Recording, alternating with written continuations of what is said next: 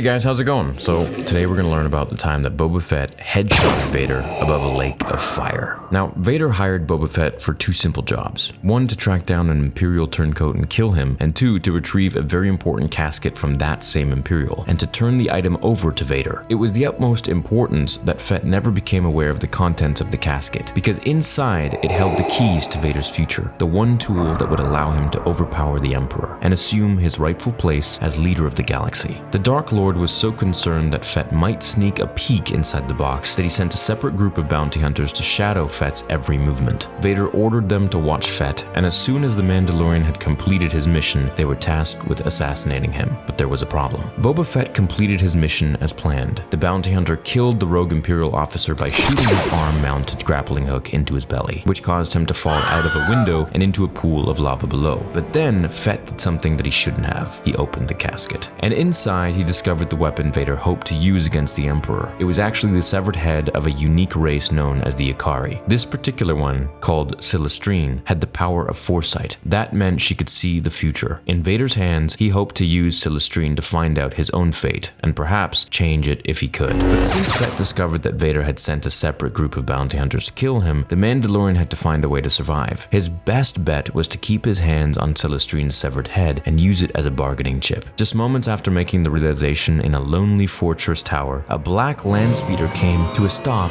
on top of black volcanic rocks. It was Vader. His bounty hunters had failed, so he had descended to the surface of the lava planet, Merix Minor, to finish the job. The Dark Lord of the Sith approached the black stone tower, where Boba Fett waited with the remains of Silestrine. "You have something that is mine. Bring it and receive your reward," Vader demanded, hoping perhaps that Fett didn't know about the second group of bounties that Vader had hired to kill him. But Fett knew better. If he jumped out of the tower to meet Vader and handed over the casket with the Ikari's severed head, what would have happened? Would Vader simply hand over 12,000 credits and send Fett on his way? It's unlikely. Vader would ignite his red lightsaber and drag it in the gap between Fett's helmet and shoulder blades, or perhaps just slice Fett's head off. Vader's only plan was to kill the Mandalorian and steal the casket. So Fett did what any wise bounty hunter would do in that situation. He jumped onto the ledge of one of the tower's windows, extended his EE-3 carbine rifle, and fired a volley of shots at Vader. But with a single outstretched hand, Vader deflected the rounds, bending them away from his face with only inches to spare. As Fett emptied his magazine, Silestrine's severed head started to hint at Boba's dark future. She even offered to tell the hunter whether he would live or die, but Fett just ignored her. "I'll make my own future, Silestrine." And then he reached into a small pocket on his right leg and took out a circular thermal detonator. He pressed a button, engaging the bomb, and threw it down the tower stairs. As Vader crossed a narrow bridge, he could see the small device bounce down the stairway, but he didn't think to react. And in a split second, the entire fortress exploded. Fire engulfed the courtyard, and it seemed like the outer walls might fall into the lake of lava below. Vader was nearly cast into the magma as well, but he managed to cling to the edge of the structure. While Vader struggled to get to his feet, Boba Fett leapt out of the window of the tallest tower, Silestrine's head under one arm, and jetpacked away. He landed on a small black cliff not too far away. His customized military green land speeder was waiting for him, and right as he was about to board it, a caped shadow emerged from a cloud of dust. It was Vader. "Your defiance is noted, Fett," the Dark Lord of the Sith said, only his black silhouette visible from behind the plumes of volcanic smoke. Boba Fett tried to plead his case. He explained that Vader had left him with no choice, since the Dark Lord had hired a team of separate bounty hunters to kill the Mandalorian. Then Fett did something that only a few people have ever done. He threatened to kill Vader. But as soon as the words left Fett's mouth, Vader brought his red lightsaber down and sliced through Fett's speeder. Now Boba might be able to run or, jetpack his way out of the fight, but he wouldn't be able to get far without his land speeder. So he realized that he'd actually have to do what he promised: kill Vader in order to get out of the lava plains of Merix Minor alive. So Boba brought his right arm in front of him, balled his hand into a fist, and triggered the laser on his forearm. A single blast shot towards Vader, but the Sith Lord simply stepped out of the way and twisted his red lightsaber to the side in order to deflect the shot. Fett didn't stop. He then fired a wrist-mounted rocket, which was nearly a direct hit.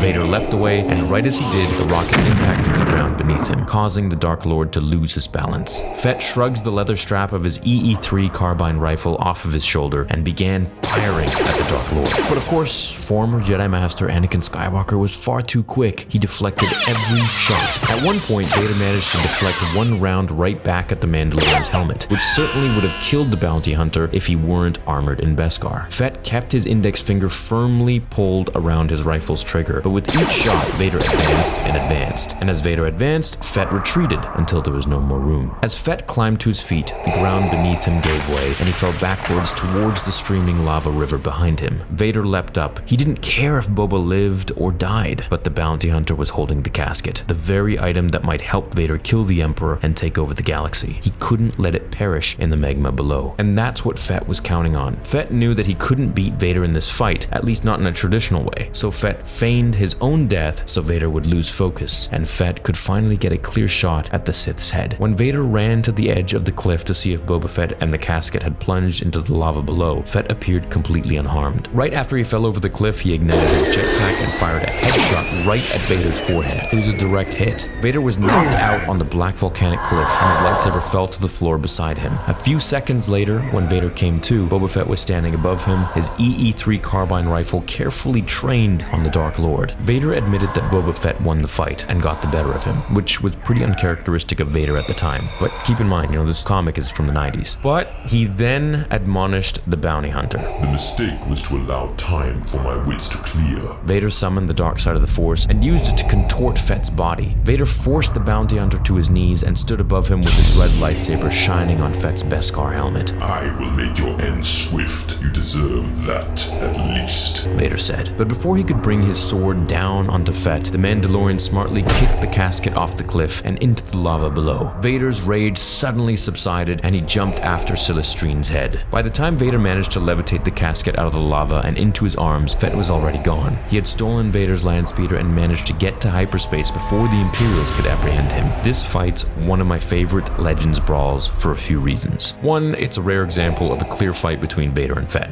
How cool would that be? There were no interfering third parties involved or random things that would just come in there and ruin it. Vader's suit wasn't damaged, or his lightsaber wasn't missing, or Force ghosts weren't distracting him, all of which happened in the new Vader books time and time again. This was a pure, distractionless fight. I also love how Fett was absolutely getting mauled by Vader and he knew it. The bounty hunter's last-ditch effort to dive towards the lava river below and try to shoot a Hail Mary blaster shot right at Vader's helmet was legendary, and it also shows that Boba really is a thinker. Even when he's outmatched physically, he still uses his brain and tries to outsmart his opponent. It definitely should have been enough to give him the victory, and I suppose that it did for a second, but just for that round of the fight, and then Vader, of course, when you pull the powers of the dark side of the Force, you can pretty much do anything. So let me know what your favorite fight is in Legends. Is it this one? Is it another one between two other characters? What's your favorite fight with Vader or with Boba Fett or whoever else? Leave a like on this video if you enjoyed it. Thank you so much for your time and watching today. I'll catch you all in the next episode, and until then, remember,